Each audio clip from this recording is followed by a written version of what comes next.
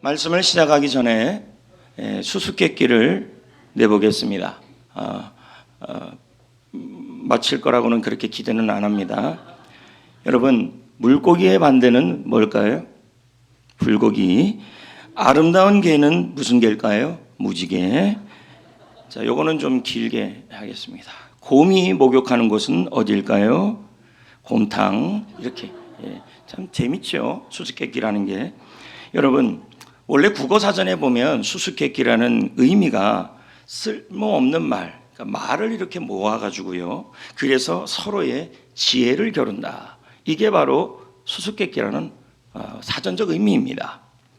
근데 성경에 봐도요, 이렇게 수수께끼를 낸 사람이 나와요. 이 사람이 좀 유머를 좀 아는 사람인지 어떤지 모르겠지만 삼손입니다. 삼손이 블레셋 사람들에게 수수께끼를 냅니다.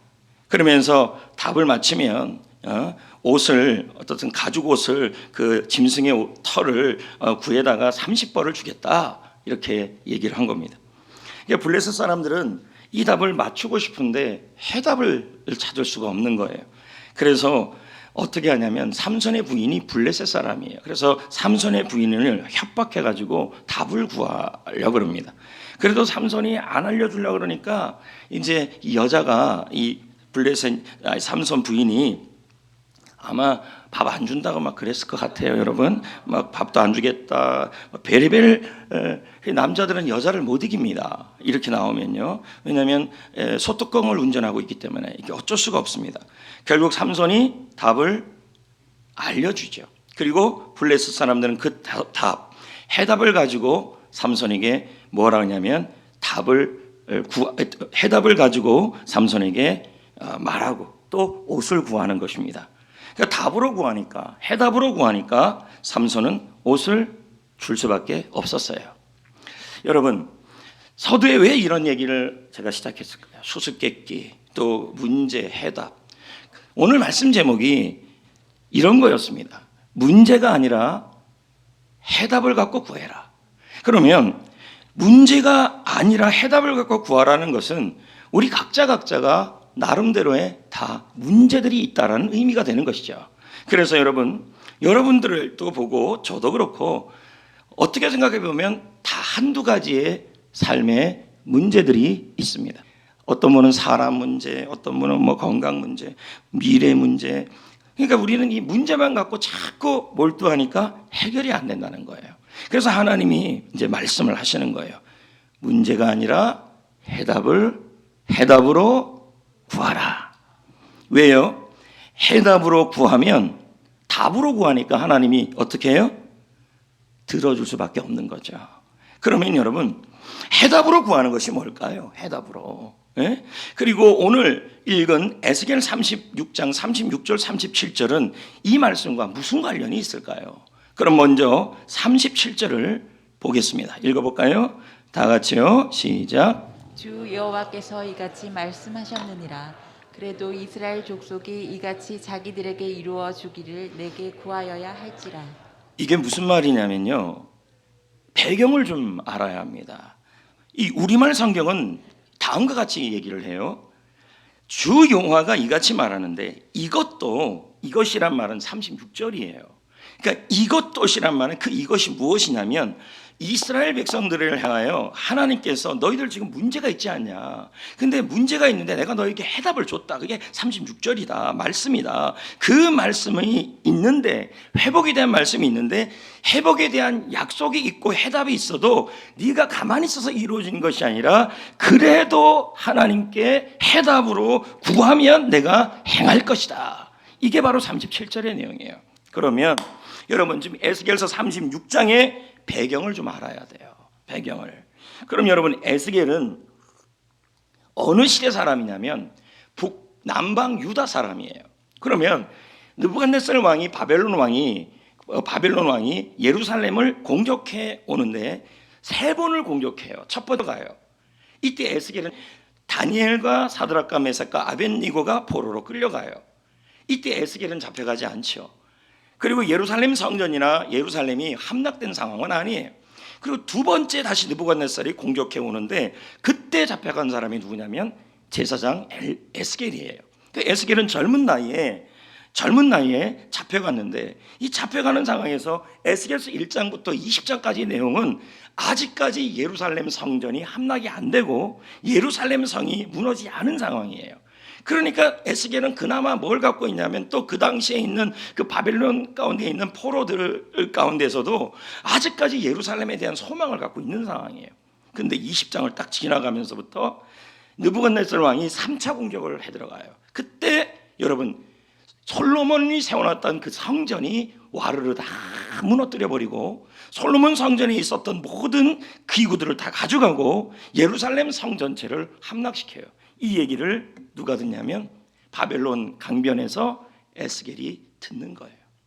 얼마나 억장이 무너지겠습니까? 소망이 안 생기는 상황이에요.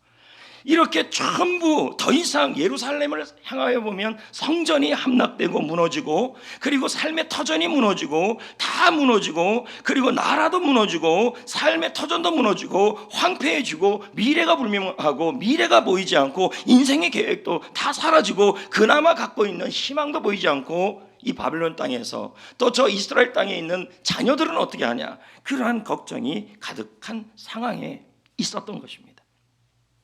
얼마든지 에스겔이 문제를 말할 수가 있었어요. 나라가 무너졌는데,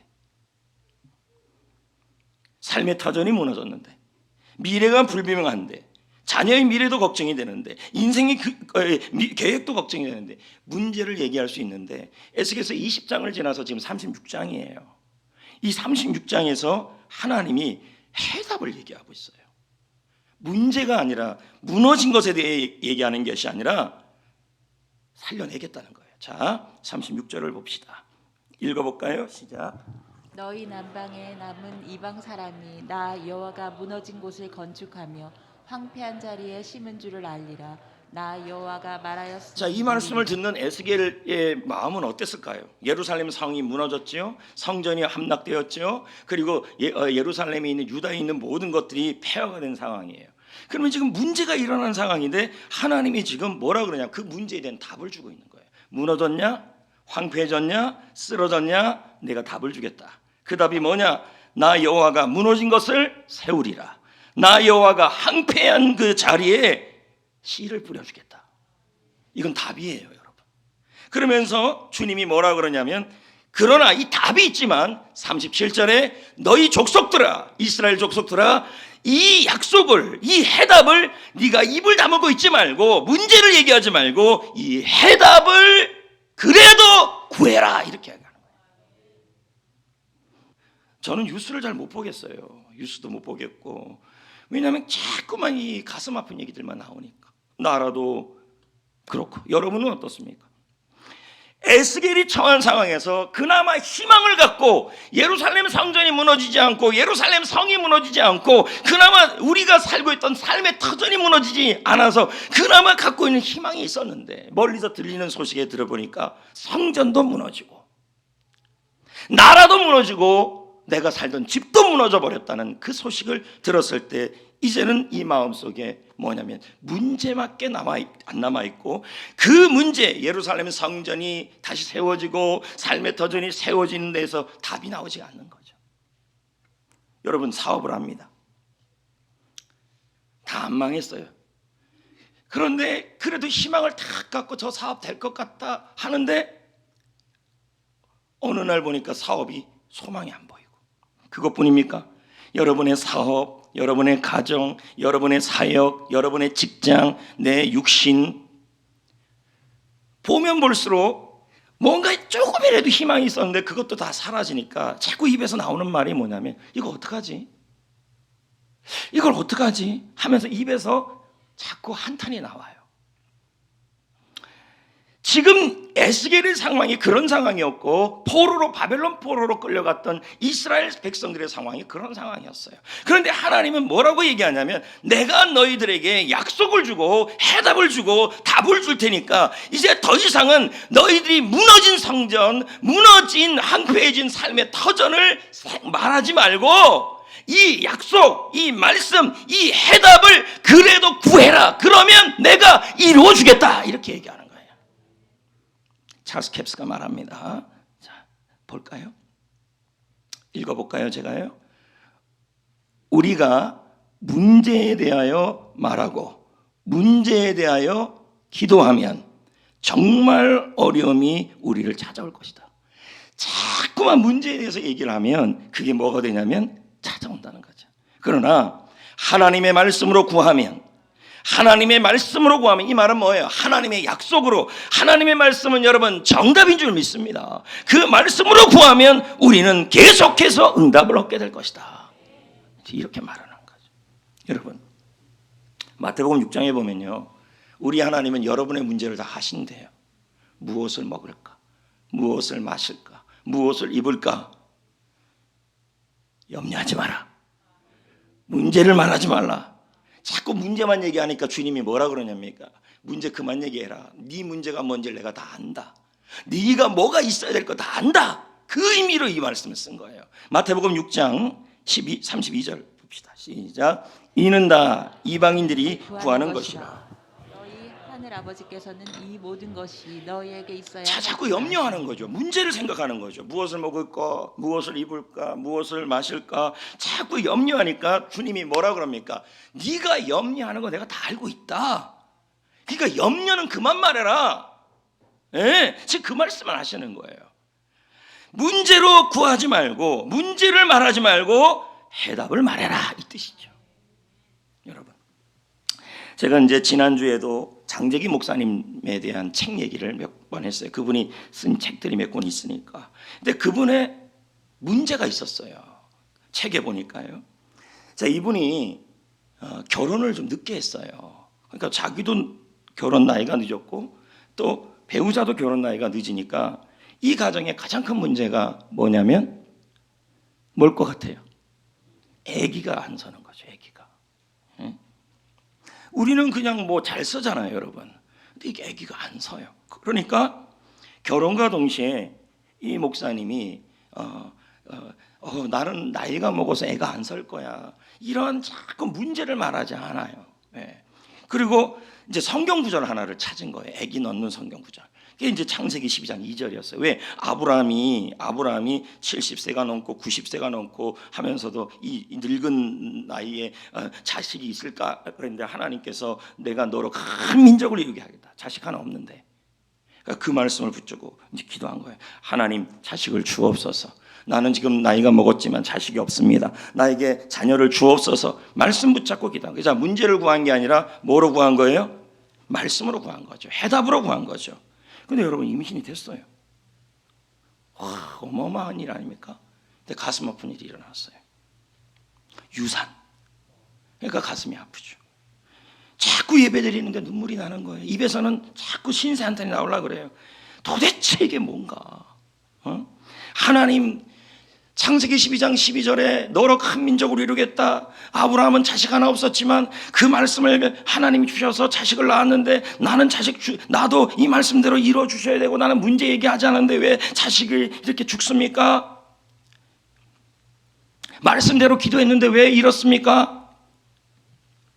그러면서도요, 이분이 이제 이런 마음이 있는데도 이걸 꾹 참고 소개로 그랬다는 거죠. 그리고 또 계속 해답으로 구했어요. 창세기 12장 2절 말씀처럼 너로 큰 민족을 이루리라. 제발 하나님, 말씀대로 내가 지금 자식이 들지 않는 이유와 핑계와 문제를 찾으려면 너무 많습니다. 근데 그거 말하지 않겠습니다. 하나님의 말씀으로 구하고 해답으로 구하겠습니다. 예, 그랬더니 여러분 또 임신된 거예요. 좋아하긴 일러요, 여러분. 또 유산됐어요. 지금 몇 번째 유산이에요? 두 번째 유산이죠. 이 정도 되니까요, 이거는요, 경험해 본 사람들은 이렇게 가슴이 찢어지는 일이에요. 근데 이런 일이 일어나니까 이 장재기 목사님은 모든 잘못이 자기에게 있다고 생각하는 거예요. 그럼에도 이제 꼭 참고 하나님의 말씀으로 구하고 해답으로 구하면, 그래도 구하면 들어주신다 라는 사실을 붙들고 계속 12장 2절로 기도했어요. 하나님, 큰 민족이 이룰 줄 믿습니다. 예. 그러면서 이제 잊어버리기 시작해요. 기도는 하는데 자식이 들어서든 안 들어서든 상관없이 그저 한 해 한 해 시간이 흘러가고 자식에 대한 생각을 다 잊고 살아갔어요. 그러다가 여러분, 애가 또 들어섰어요. 예. 겁이 많이 나겠죠? 그래도 여러분 계속 말씀으로 기도했어요. 그가 참 큰 민족을 이루게 하시고 이 아이가 복이 되게 하시고 이 아이가 창대하게 하여 주옵소서. 계속 여러분 그 아이가 태어났어요. 그리고 그분이 말합니다. 지금도 하나님이 왜 유산하게 했는지 나는 알 수가 없습니다. 하지만 확실한 건 하나가 있습니다. 내가 말씀으로 해답으로 포기하지 않고 구했더니 하나님이 이루어졌다는 사실입니다. 이거는 확실한다는 거예요. 여러분, 저는 지난주에 여러분들에게 몇 가지 말씀으로 목회서신에 해당되는 것을 가지고 기도하라는 것을 알려드렸어요. 첫 번째가 승리를 위한 말씀, 두 번째가 부모에 대한 말씀, 세 번째가 미래에 대한 말씀, 네 번째가 건강에 대한 말씀, 다섯 번째가 사람에 대한 말씀. 이런 것들을 제가 알려드렸어요. 오늘은 네 가지를 더 추가해서 목회서신에 넣었어요. 그래서 네 가지인데 첫째가 자녀에 대한 말씀이에요. 예를 들면 아이가 여러분들에게 좀 근심이 되고 문제가 되는 경우들이 있어요. 자식 키우는 게 내 마음 같지 않고 저 친구 정말 아버지가 말한 대로 어머니가 말한 대로 좀 키우고 싶은데 잘 안 돼요. 그럴 때 이제 이 말씀이 되는 거죠. 신명기 28장 4절 읽어볼까요? 시작. 내 짐승의 새끼와 소와 양의 새끼가 복을 받을 것이며. 자, 여기 보면 내 몸에 자녀들이 옆에 있는 소산, 짐승, 새끼 이제 다 자녀를 의미하는 거겠죠. 그래서 복을 받을 것이다라는 말씀이에요. 그러니까 여러분들이 기도할 때 아니면 자녀를 바라볼 때 우리 아이 정신 차리게 해주세요 라든지 저 아이가 왜 누구 닮아서 저 모양입니까 하나님 이러시는 문제를 구하는 거예요. 제발 좀 정신 그게 아니라 신명기 28장은 말씀에 순종하면 복을 준다는 말씀이에요. 그러니까 이렇게 기도해야죠. 주의 말씀을 따를 때 자녀까지 복을 준다고 하신다고 약속하지 않으셨습니까? 하나님 우리 자녀에게 복을 주시고 영적인 복을 주시고 살아나는 복을 주옵소서. 이러면 28장 4절로 구하는 것이 되는 거죠. 근데 우리는 자녀를 놓고 기도할 때 걱정부터 해요. 뒤에서 1등 했는데 아이고 저 성격 아이고 저 운동도 못하고 우리 부모님도 저에 대해서 그렇게 생각했어요. 운동도 못하고 지금 여러분 아무 상관도 없어요. 제가 노예에서 문화체육부인데요. 전 체육 거의 안 하게 만들어 놓고 있습니다. 내 위주입니다. 그래서 어떤 목사님이 그럽니다. 아니 문화체육부에 체육이 없다. 이유는 부장님하고 저 때문이래요. 그 부장님이 김종원 목사님 제가 이게 둘 다 체육을 안 좋아해요. 그러니까 우리 부모님이 저는 저거 체육도 못하고 저거 못한다는 거 안 해요. 싫어할 뿐이죠. 그렇게 막 얘기를 했는데 저도 좀 걱정을 했는데 살아보니까 숨만 쉬고 체력만 있으면 살만해요. 그리고 내 위주로 갈 수 있어요. 그래서 노예 줬고 할 사람들만 해주고 우리는 안 해요. 그냥 못하면 못하는 대로 잘하면 잘하는 대로 문제라고 생각하지 마시고 저 아이 건강하지 않아요. 뭐가 문제예요? 이렇게 하지 마시고 하나님 제가 주님의 말씀을 따르고 있사오니 자녀까지 복을 주시옵소서 이렇게 가셔야죠. 두 번째 여기 다 써 있어요. 집안이 무슨 가문이 되어야 되냐면 명문 가문이 되어야 되잖아요. 그러니까 저는 창세기 12장 2절이 참 좋다고 생각을 해요. 그 말씀이 이렇게 되어 있잖아요. 내가 너로 그러니까 제가 이제 나는 체육 별로 안 좋아한다 그러니까 누가 여러분 저보고 족구하자 그럽니까? 대놓고 얘기를 하니까 아무도 저를 건들지 않아요. 그러면서 말은 하죠. 저 허벅지가 족구 잘할 허벅지라고 목사님들이 말을 하죠. 그러나 안 합니다. 되게 튼실하거든요. 그러니까 이 배를 견디는 거지. 제가 허벅지까지 가늘었다면 여러분 저는 쓰러집니다. 우수라고 하는 얘기죠. 자, 내가 시작. 내가 너로 큰 민족을 이루고 내게 복을 주어 내 이름을 창대하게 하리니 너는 복이 될지라. 이 말씀이죠. 우리 가정은 너무 초라해요. 나는 잘못된 가정에서 태어났어요. 나는 빽이 없어요. 이렇게 문제를 나열하지 마시고 하나님 우리 가문을 창대하게 하시고 믿음의 명문 가문이 되게 하시고 우리 가문이 복덩어리가 되게 하여 주옵소서. 이렇게 구하셔야죠. 세 번째, 여러분 행복하기를 원하잖아요. 그러면 행복해지려면 성경에서 해답을 찾아야죠. 행복에 관련된 구절이 신명기 33장 29절에 있어요. 읽어봅시다. 시작. 이스라엘이여 너는 행복한 사람이로다. 아멘. 여호와의 구원을 너같이 얻은 백성이 누구냐?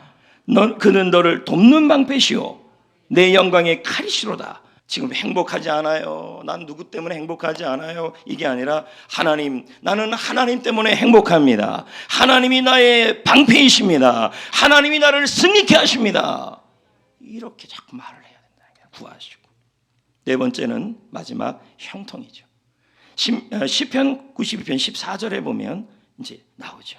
그러니까 요즘 이런 분들이 있어요. 아휴, 내가 몸이 예전 같지 않다. 나는 늙어가는 것 같다. 나는 이대로 가면 얼굴도 쭈글쭈글해질 거고 힘이 쫙쫙 빠질 거고. 자, 이제 그건 문제를 아려는 거죠. 근데 여러분, 늙어도 결실이 있고 늙어도 풍족하고 늙어도 청정하다는 말씀이 있어요. 이거 있잖아요. 이건 제가 요즘 하는 겁니다. 그러니까 몸이 예전 같지 않고 자꾸 늙어가는 것 같고. 그래서 저도 기도할 때 하나님, 저는 좀 늙는 것 같아요. 여러분들 참 우리 어르신들 속으로 웃겠죠. 아이고 그 나이면 날아다녔다. 근데 아닌 걸 어떡하겠어요, 여러분. 그래서 저도 하나님께 기도할 때 이제 그런 말은 다 빼고 요거 갖고, 주여 저는 늙어도 피부가 좋고 고마워요. 복 받을 거예요. 여러분. 늙어도 진액이 풍족하다는 말은 건강하다는 얘기겠죠. 그리고 형통하다는 얘기겠죠. 이 말씀을 제가 요즘 하고 있습니다. 근데 이제 여러분 입에서 아이고 늙어갖고 허리가, 아이고 허리야, 아이고 늙어갖고 내가 지금. 근데 여러분, 연세가 들어도 젊어 보이는 분들이 있어요. 있습니다. 나이보다 젊어 보이는 분들이 있어요. 근데 나이보다 더 나이 든 분들도 계셔요. 이건 여러분의 입술 문제예요. 말. 사람은 자기 얼굴을 자기가 책임져야죠.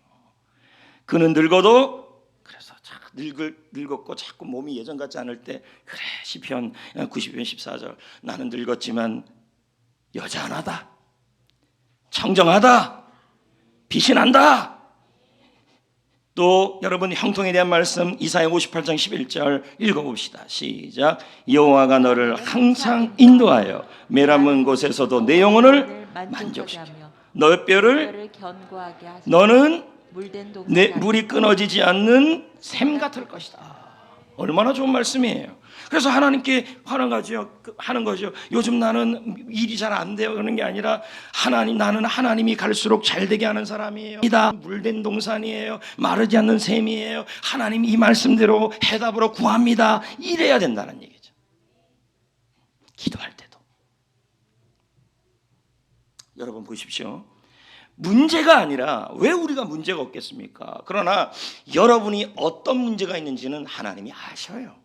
굳이 그걸 자꾸 아뢰지 마시고 성경 말씀에서 해답을 찾고 그 해답으로 하나님께 구하시라는 거예요. 자녀 문제면 자녀 문제, 행복이면 행복. 네. 말씀을 사랑하시고. 그래서 성경을 뭐예요? 읽으세요. 읽으면서 지난주도 말씀드린 것처럼 나에게 감동이 되는 구절이 있으면 내 문제에 대한 해답이겠죠.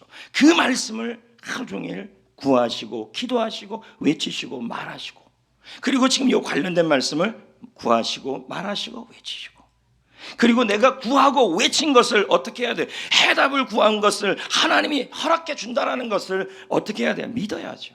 자, 그래서 여러분 보십시오. 문제가 아니라 해답으로 구한다는 것은 하나님의 말씀으로 구하는 것이고, 그 하나님의 말씀, 그 해답을 내가 믿음으로 구하는 것입니다. 그래서 여러분 11장 24절 마가복음 읽어볼까요? 시작. 그러므로 내가 너에게 말하노니 무엇이든지 기도하고 구하는 것은 받은 줄로 믿으라. 그리하면 너에게 그대로 되리라.